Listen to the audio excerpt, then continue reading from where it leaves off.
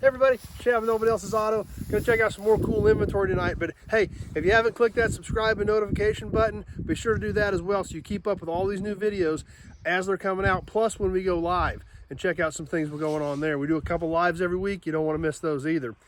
But we got kind of an interesting one today. 1984 Lincoln. Now, you just saw the turbo diesel badge, but we're looking at a Lincoln. And actually, that's correct, believe it or not. 1984 Lincoln Mark VII LSC turbo diesel. Yeah, it kind of surprised me too as well. I didn't even realize they made these cars, but they sure did. So let's take a look at this one. This Mark VII was a very, very unique body style. I think it was a very underappreciated car. And like we talk about in a lot of these videos, I'm always trying to think, what might be something somebody's going to fix up down the road on another day? What do we need to save now so we have it later? Well, this car being a 1984 is technically in Kansas. It's an antique because it's over 35 years old now. So this is literally an antique car legally in Kansas. When's the last time you saw a Mark VII? Very unique body style, and finding parts for them I think is going to be super tough. So when I found this car, I was definitely glad to bring it in and add it to the collection. This car is pretty much intact. It's got one window broken out of it, but overall this car is pretty much intact just the way it was shut off. We can see the factory aluminum wheels. It's got the factory Lincoln center caps on it. Really a pretty straight old car. A few typical dings and dents, but no serious damage. While we're standing here, we can take a peek in the driver's side. Radio's missing, but other than that, the interior is all pretty much intact and weathered and worn, but original.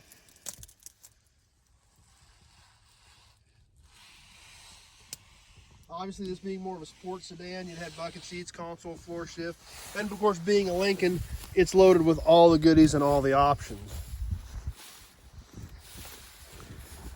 We'll walk away around the front of this thing and check this out. You'll see the Mark VII badge on the front fenders. Obviously, the air's down on this. It's been sitting for a long time, so the car's sitting really, really low because there's no air in it for the air suspension. Everything here is pretty much intact, though. That's what's so great about this car. That's why I think these cars are worth keeping around and hanging on to. Now, let's take a peek under here. The hood hinges were bound up, so I took the hood hinges off. But there it is. Inline turbo diesel in an 84 Mark VII. Now, from what I've been told, I haven't done a lot of research on these, but from what I've learned, this was a BMW engine, is where Ford got this. Don't have any idea how many were made. They can't be that common. You know, most people that bought a Lincoln back in the day, you know, Cadillac did have some diesels. That's why I think Lincoln responded with these. But realistically, a lot of people that drove Cadillacs and Lincolns back in this era didn't really want to deal with the diesel. But it was kind of a different option. It was a unique option. And there it is, pretty much intact. Obviously hasn't run in a long time. But an inline turbo diesel in an 84 Mark VII, and it's all original. We can look over here. We can see the little turbo unit over here. Not a lot to it, but definitely unique and definitely different.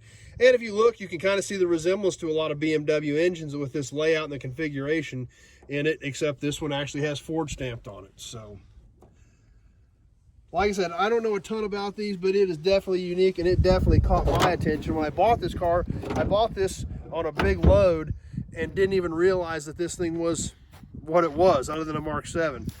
But we can see on this side of the car, there again, other than the quarter window being broke out, the original wheels are there, original center caps are there, original Lincoln embossed mirrors are there. Take a peek in the passenger side. And there again, just weathered and worn, but other than the radio, pretty much intact.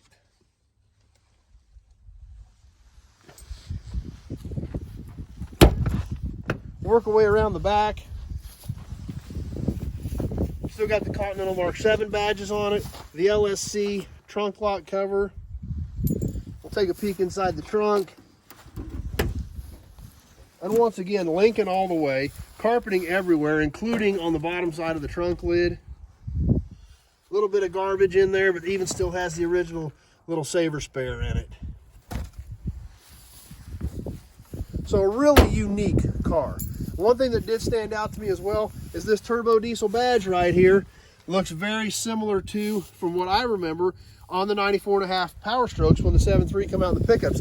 To me, that looks like almost an identical badge. So I don't know if somebody maybe added this one or if this was the badge that they used back in the 80s that they reused and reinvigorated in the 90s when the Power Stroke came out on the pickup. So that I'm not sure about, but that does look like a very similar badge from what I remember. But obviously, definitely different, unique. I don't know if anybody's going to restore diesel Mark 7s, but the Mark 7 is such a unique car with such a unique design. And I remember some of these back in the day. I remember some black ones and things like that. They were such a beautiful car with great designs and great lines. You know, they had the spare tire hump on the trunk lid, reminiscent of the old Lincolns, but they were obviously modernizing the look of the car with the roof line and the design that they used on these. So it's different.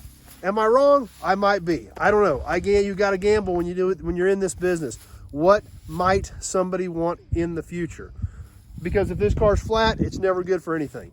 So I have to invest the money now. I have to put it in the row. I have to keep it around, because if somebody has one of these, they get into a fender bender, they need lights, things like that. If we don't have these cars around, there's not going to be any pieces around anymore. So I do a lot of that. It's kind of gambling on my part, but I'm trying to think ahead of what the next generation is going to like. So even though this might not be your cup of tea, I bet there's some Lincoln lovers out there that dig Mark 7s. So anyway, that's why I was excited about it. And then when I seen it had a diesel in it, that made it even more unique. So it's different, and that's what I do, and that's what's fun about this job, is I never know what I'm going to find next, including a diesel Mark 7. So that's what we've got for you tonight. Thanks for watching, everybody. If you're on Facebook, please share this video with your friends. Invite them to jump on over, like the page. If you're on YouTube, you like old cars, you like old trucks, be sure to check out my other videos. We've got about 1,500 cars and trucks on the ground right now, and it's all old stuff. So we've got an extensive selection. We've got a lot of videos out there. You like this car stuff, you like memorabilia, that's what we do here on Nobody's Show. So like I said earlier in the video, be sure to click that subscribe button and click that notification button so you know when we're on, so you don't miss anything, because I never know from week to week what I might find either, including a diesel Mark 7. So thanks for watching, everybody. We'll see you soon on the next video.